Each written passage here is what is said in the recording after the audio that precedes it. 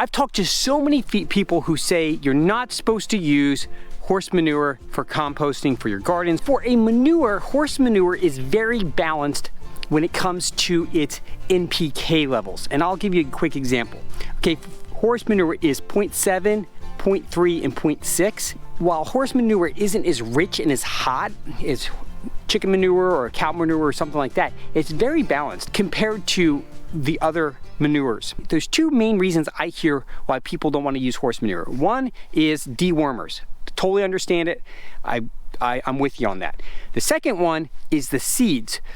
And so the issue with the seeds is you have to bake them off. And it's one of the reasons why I keep my pile as hot as I do for as long as I do, is so we bake off all of the seeds.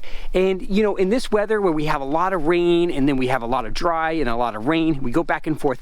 That's why I do the management practices I do. Now here's an interesting thing. I haven't turned the wood chip pile over.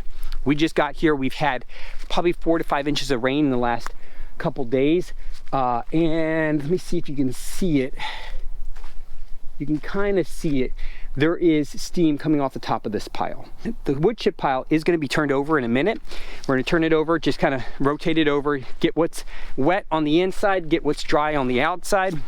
We just uncovered this, and you can see it is still pretty darn warm. Matter of fact, let's see what our heat is right here. We'll just take one test right here and just see what it's like. Just get an idea. All right, let's see what we got here. So we got about 120 degrees. Now, I'm not super deep in this. I'm only on the edge. I'm only going 2 feet in. That's not very deep, but it's deep enough. So basically, I'm going to take half the pile and put half the pile on the other side with the idea that we'll expose the middle and we'll get the outside to the inside.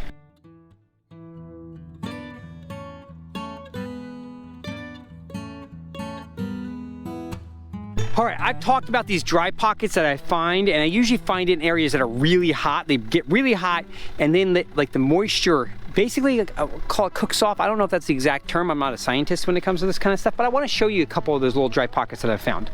All right, so here's one right here. See, this is actually dried out quite a bit compared to some of the soil around it. Now, it is really hot. When I say it is really hot, like, it's over 100 degrees, but you can see how dry it is? See that? Okay, now we have another one down here, okay?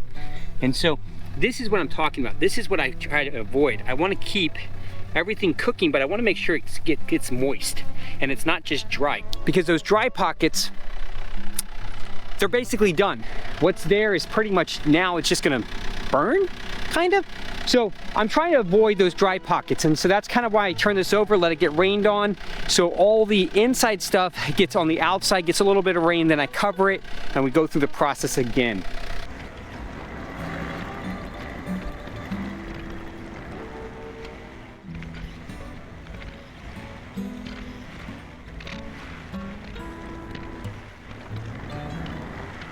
Pile's coming along really nicely. I'm really happy with it.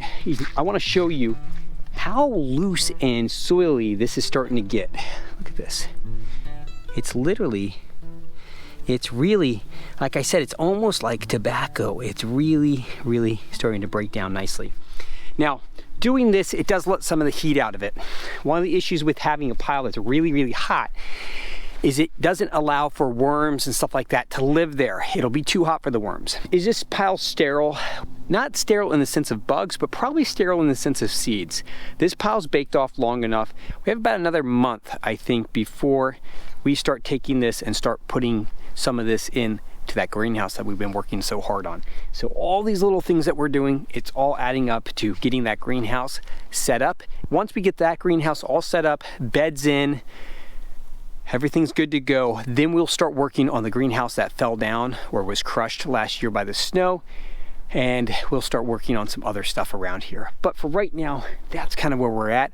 I wanted to share my beautiful compost pile with you and my wood chips, and now somehow it went from being a beautiful like 3 o'clock in the afternoon to evening and dark, all in about 30 minutes. Let's go see how Herman was, because I told you earlier we were gonna go do that. So let's go check on him. How you doing, Herman? Oh, I'm doing all right.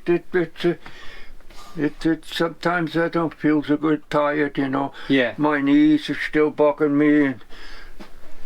And what'd you eat today? Oh, I eat today was what I had there in the refrigerator. I eat.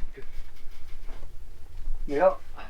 Yeah, I'm still handicapped because of them knees, you know. Yeah. I got some potato salad for you. You want some of that? What? Potato I salad. don't care about the potato salad. This is good. Okay. I got some macaroni Oh, yeah. and meatball sauce and pasta. Yeah, that's pretty good. I want to show you something. Yeah. So a buddy of mine used to climb trees. He used to climb and cut trees. He doesn't do it anymore. So I asked him if he could send me any of his old gear that was still good. And he sent me Oh, shit. a beautiful climbing rope. Oh, these are good. Yep. Not only that, Oh, a belt. a climbing harness.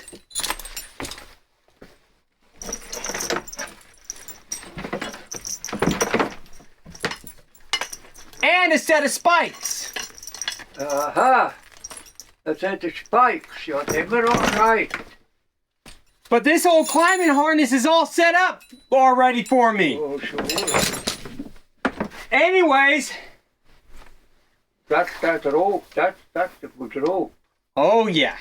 That's the good rope. So, I never got. and he set it up proper for me. He set it all up proper so I can go climb. Oh yeah. Thank you, Zach. Appreciate you, buddy. Yeah. That's a pretty good outfit.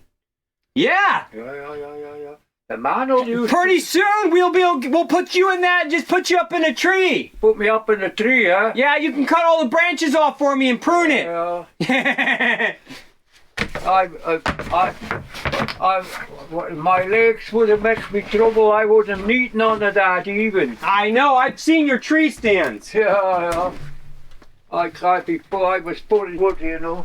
Oh, I know. But this is so check here. Oh, I was reading in the Bible a little bit today. That story about David, you know, the king wanted to kill him, you know. Have you read that story? I have read that story. Yeah. Yeah, I know the story of Yeah, David. you know the story. Yeah. The king wanted to kill him. Yeah, that David, and then how he killed the giant. Yep.